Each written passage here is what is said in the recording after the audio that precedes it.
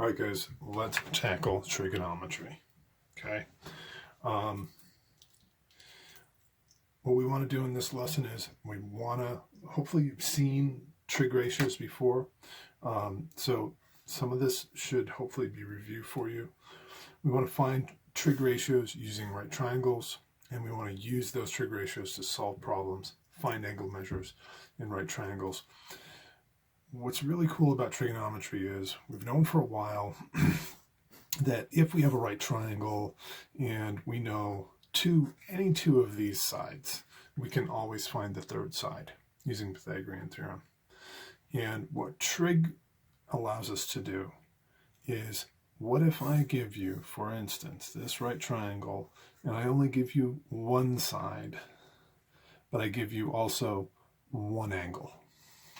So if we had just this information, based on what we know about trig ratios, we can still solve the entire triangle, even though from the perspective of Pythagorean theorem, it looks like we don't have enough information. With trigonometry, we get to solve all these triangles. And then later on in chapter 8, we're going to find that you can solve all triangles, not just right triangles, which really opens up the entire world of geometry to you. So let's take a look at our new vocabulary. We've got trigonometry, first of all, is the study of triangle measurement. And trig ratios are just the ratio of any two sides of any two sides of a right triangle. Okay? And the three trig ratios that we're going to look at are sine, cosine, and tangent. And sine is the ratio of an angle's opposite side to its hypotenuse. Cosine, and we're going to look at a sketch that'll make this a little easier to understand. I know this is a lot of words right now. I just want to get through the vocabulary. Cosine is the ratio of an angle's adjacent side to its hypotenuse. And tangent is the ratio of an angle's opposite side to its adjacent side. And these are going to be abbreviated. You're going to see this abbreviation, but that's pronounced sine. And cosine is abbreviated this way, and tangent is abbreviated that way. Now, in the second half of the lesson, this is kind of a long lesson, so I'm going to break it up into two parts where we'll cover inverse sine, inverse cosine, and inverse tangent in the second half.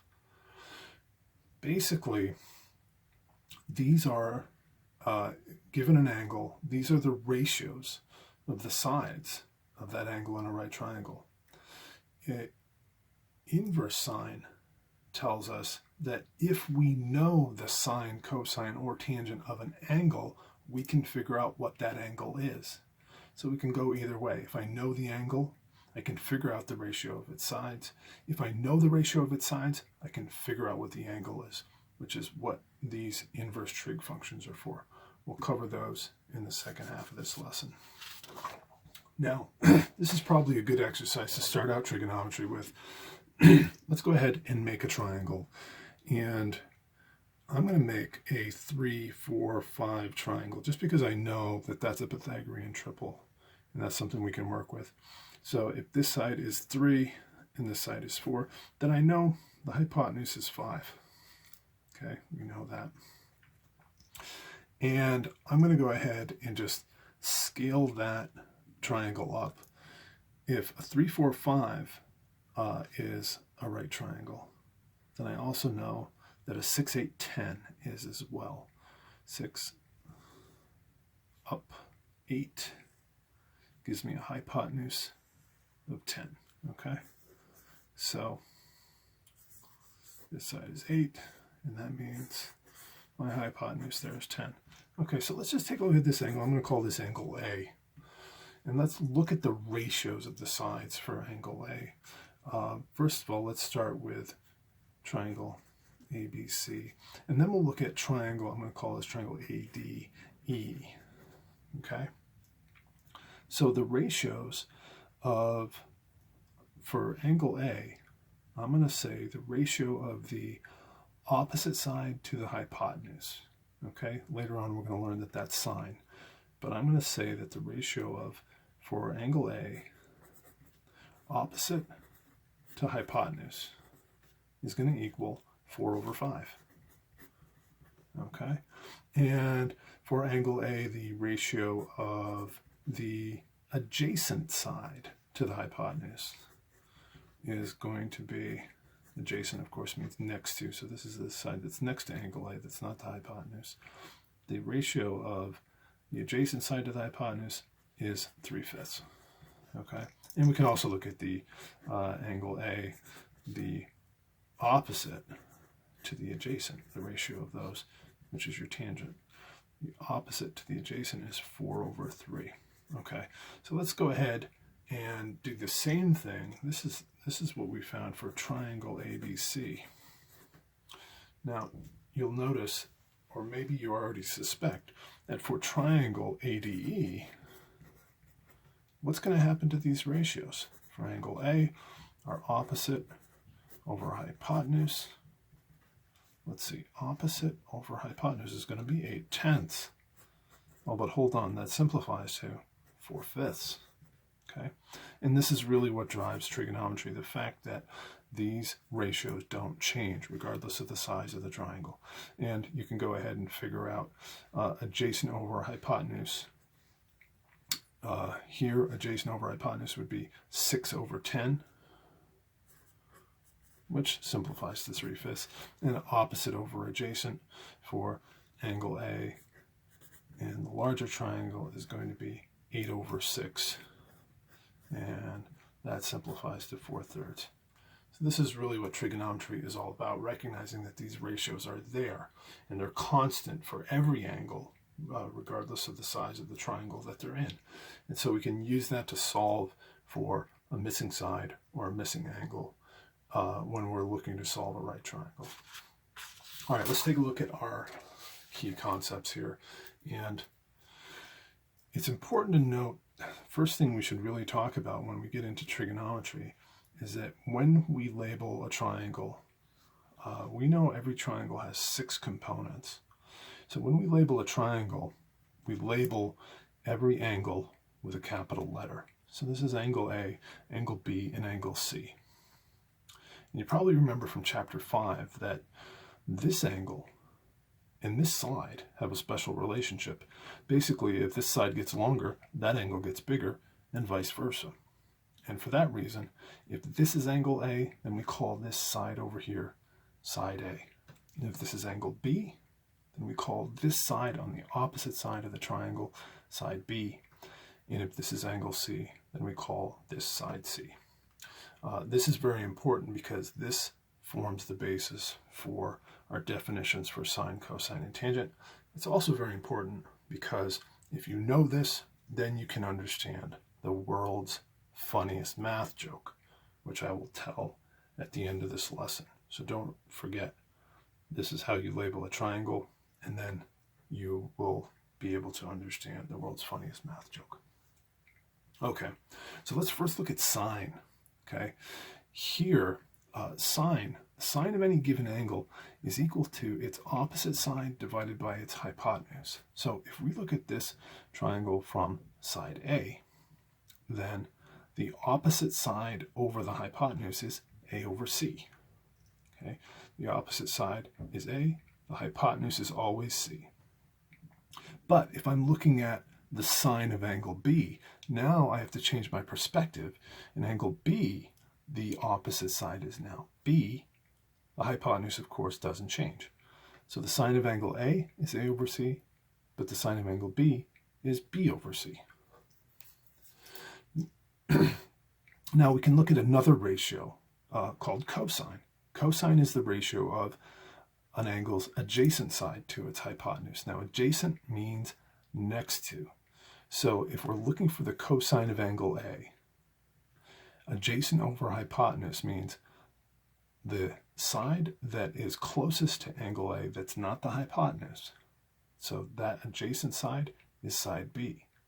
So the cosine of angle A is B/C, adjacent over hypotenuse.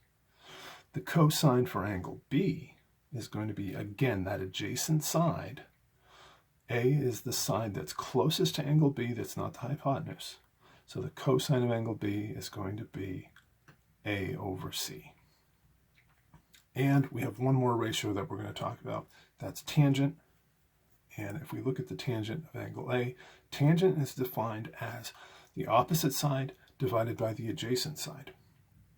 So from the perspective of angle A, opposite over adjacent is A over B. And if I look at it from the perspective of angle B, the tangent of angle B is opposite over adjacent B over A. Okay? All right, that's a lot to remember. This sketch, I hope you'll find helpful. But how do you remember all of this stuff? You guys have probably heard me say you want to keep the things in mathematics that you need to memorize to an absolute minimum. It's very important to remember a squared plus b squared equals c squared. It's important to remember that the area of a circle is pi r squared. And it's important to remember these trig ratios. How are we going to remember them?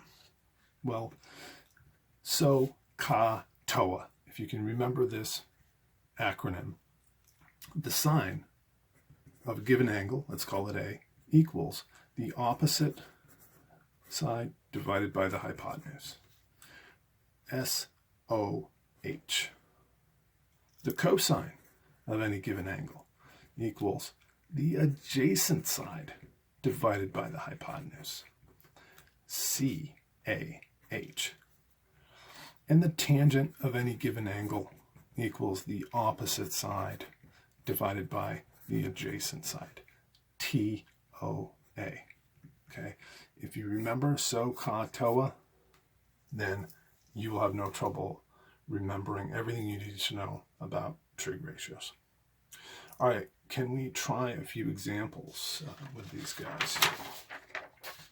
Could we express the sine of angle L as a fraction?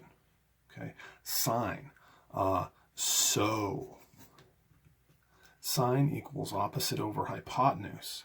So the sine of angle L should equal its opposite side divided by the hypotenuse. The opposite side from angle L is 12 over the hypotenuse is 37.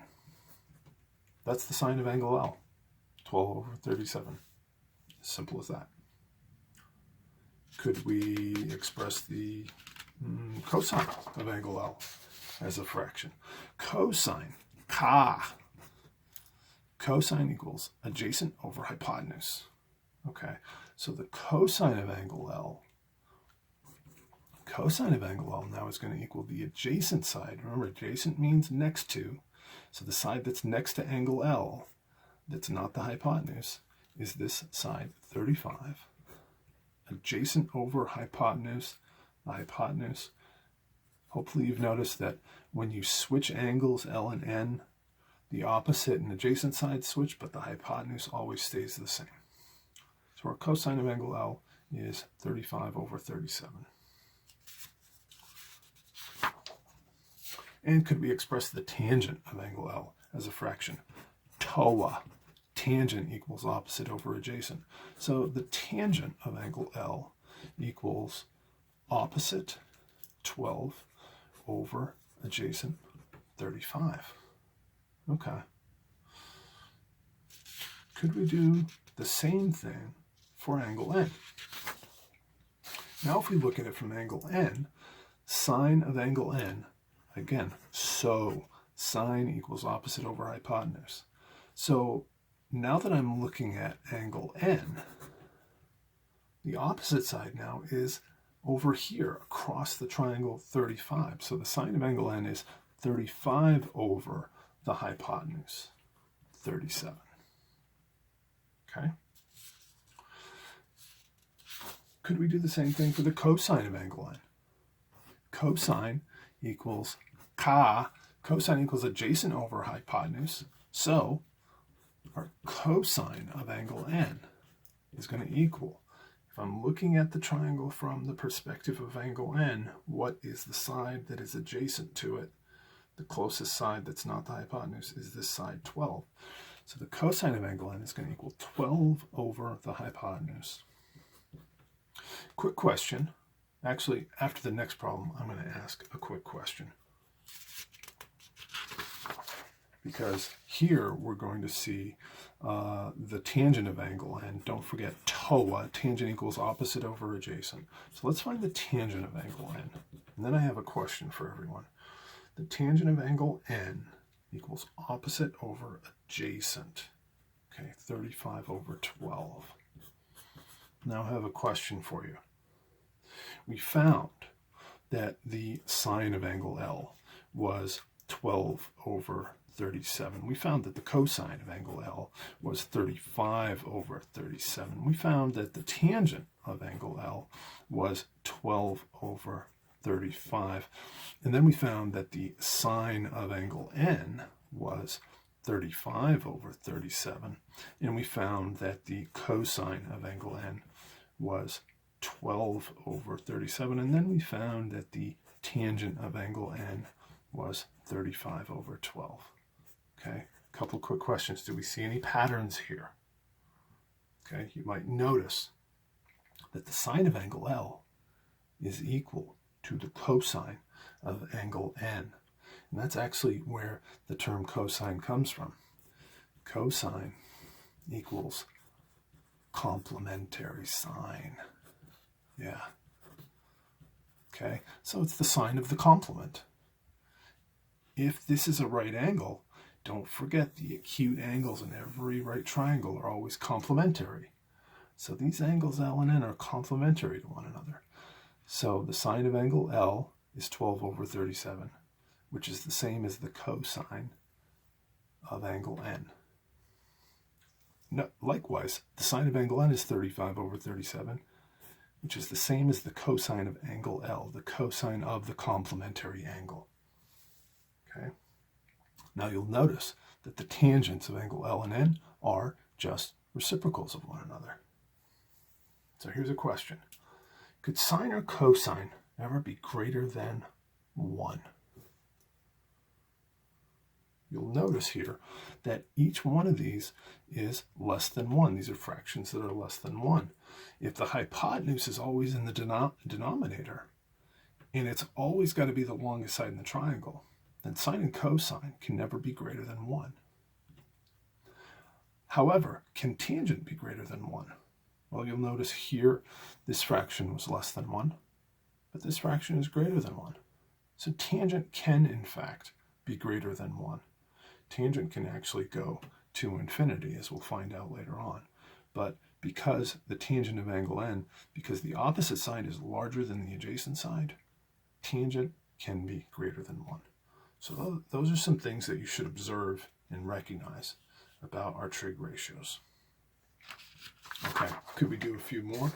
Could we find the sine of angle A here? Sine of angle A. Let's do them all for this triangle. Let's just do everything. Don't forget, so, ka, toa. Okay, the sine of an angle equals the opposite over the hypotenuse. So for angle A, opposite over hypotenuse is 12 over 20, which that's going to simplify to both of those are divisible by 4, so that's going to give us 3/5. Could we find the cosine of angle A? Ka, cosine equals adjacent over hypotenuse. So for angle A, the adjacent side is right here. It's adjacent right next to it, 16 over 20, which is going to simplify to 4/5. Okay. Can we also find the tangent of angle A? Tangent, toa, tangent equals opposite over adjacent.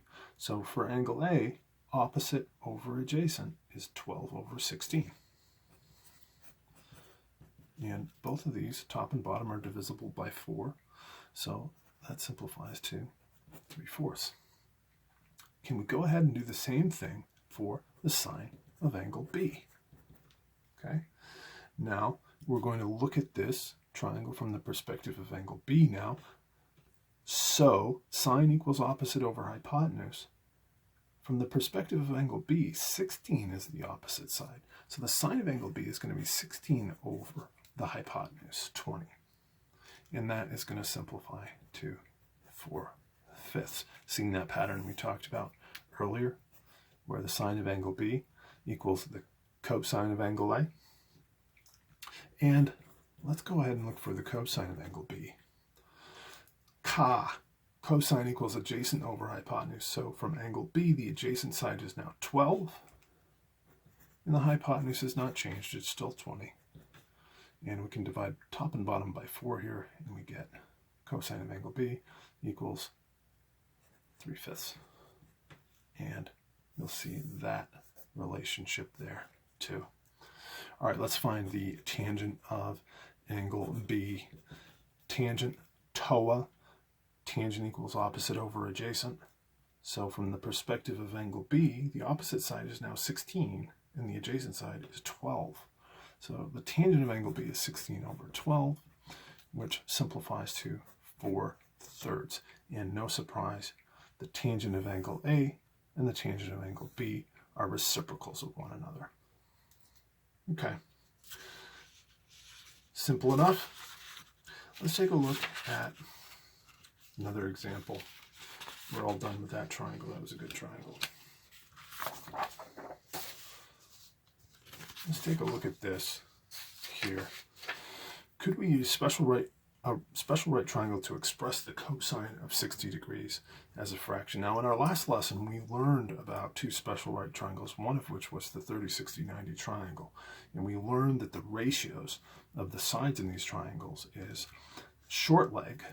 If the short leg equals x, then the hypotenuse equals 2x, and the long leg equals x times the square root of 3. So, could we express the cosine of this angle? Okay, this time we're not going to call it angle A. We're going to call it its actual measurement. The cosine of 60 degrees equals, well, cosine K is adjacent over hypotenuse. So cosine of 60 degrees equals x over 2x. And that, hopefully you'll recognize, simplifies. The x's cancel, and the cosine of 60 degrees is 1/2. Now, could we do the same thing for sine and tangent? Yeah, we could. What about the sine of 60 degrees? Sine is opposite over hypotenuse, remember. So, sine is opposite over hypotenuse. So the sine of 60 degrees is x square roots of 3 over 2x. What is that going to simplify to after you cross those x's out? You get the square root of 3 over 2. Okay? And likewise, we can find the tangent of 60 degrees. The tangent of 60 degrees is going to equal opposite over adjacent. So x square roots of 3 over x. The x's cancel, and we just get the square root of 3. Okay? Now, in a second, I'm going to introduce you to how do we use these things with a calculator. Okay? So you'll notice, if you've got a calculator with trig functions, you've got sine, cosine, and tangent right there. And in the second part of our lesson, we'll use the second function to get to the inverse sine, cosine, and tangent. But let's just go ahead and put in sine of 60 degrees. Oops, excuse me. Sine of 60 degrees is 0.866 is the square root of 3 over 2. Let's put in the cosine of 60 degrees. 1/2, 0.5. And let's put in the tangent of 60 degrees. We get the square root of 3, which is 1.732. Some of you may have a calculator that allows you to keep these as exact answers in radical form. So that makes it even easier to work with. But that is basically what we are doing with these trig ratios, is we are relying on the fact that these ratios are constant for all angles, and essentially your calculator has it's the equivalent of trig tables, which when I was in school, we had to actually look up these values in the back of the book, and now they're all in your calculator. So you guys have it good. All right, let's try to solve a couple of problems using sine, cosine, and tangent before we jump into the next half of the lesson. We just did that.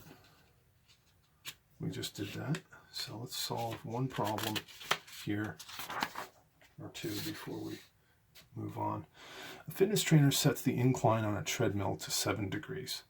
The walking surface is 5 feet long. Approximately how many inches did the trainer raise the end of the treadmill from the floor? Okay. Well, here you're probably looking at this through your Pythagorean theorem lens and you're saying, boy, I could find y if only I knew the length of this side. And this is where trig ratios are beautiful, because they allow us to solve this triangle in spite of the fact that we're missing this information. We know, let's take a look at this angle. We know this angle here, and we want to find this side, and we know this side. With respect to this angle, what sides are we talking about? I'm talking about opposite and hypotenuse. All right, which of our trig functions correlates opposite and hypotenuse? Which of these three functions correlates opposite and hypotenuse? That's sine. So I'm going to write this as the sine of 7 degrees equals opposite over hypotenuse equals y over 5. Okay? And I'm going to encourage you to solve these for your variable before you reach for your calculator. It's going to make your life a lot simpler. So I could multiply both sides here by 5 to solve for y. And I get 5 times the sine of 7 degrees equals y. Okay? And also get in the habit of writing them this way so that you don't by accident multiply these two numbers together and get 35. We don't want to do that. This is an independent function and we've got to execute it first before we multiply by 5. So don't write it as y equals sine of 7 degrees times 5. That's a bad habit and that's going to lead to errors. So don't do that. So here, if you have it solved for y, you can literally pick up your calculator now and type it in one fell swoop. 5 times sine 7 degrees. And you get 0.609. So you get 0.609 equals y. Okay. And they want to know how many inches did the trainer raise the end of the treadmill from the floor. We solved for y equals 0.609. What are our units? Those are feet, aren't they? So we'll multiply by 12 to get inches, and we get 7.3 inches equals y. Okay? That's the magic of trigonometry, is that you can solve triangles that before you felt like you didn't have enough information for. Let's try one more of these before we do the second half of the lesson. Here we have the bottom of a handicap ramp is 15 feet from the entrance of a building. If the angle of the ramp is about 4.8 degrees, about how high does the ramp rise off the ground to the nearest inch? Shall we call this height that we're looking for h? Now, with respect to this angle, what sides do I have? I want to find this side, and I know this side. Well, which of our trig functions correlates? This is opposite and adjacent. Which of our trig functions correlates opposite and adjacent? TOA. That would be our tangent. So we could say the tangent of 4.8 degrees equals opposite over adjacent, h over 15. And like I suggested in the last problem, solve this for h before you grab your calculator, multiply both sides by 15, and you're going to get, those will cancel, and you're going to get h equals 15 times the tangent of 4.8. Let's grab our calculator and crank that out. 15 times the tangent of 4.8 degrees equals 1.26. So we get 1.26 feet equals h, and they want that to the nearest inch. So I can take feet and multiply them by 12 to get inches, and I get 15 inches to the nearest inch equals h. Now, one last word of caution before I end this half of the lesson. You may have a calculator that has different modes, and there are different ways of measuring angles. You can measure them in degrees, you can measure them in radians, you can measure them in gons, and calculators are designed to switch between these modes.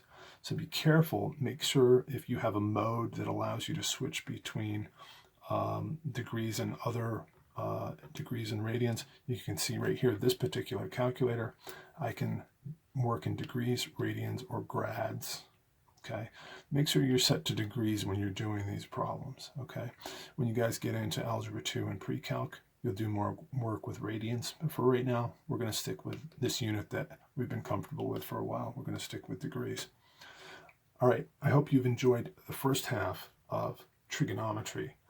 Don't forget to watch the second half of the lesson so we can cover both inverse trig ratios and, of course, the world's funniest math joke. Take it easy, guys.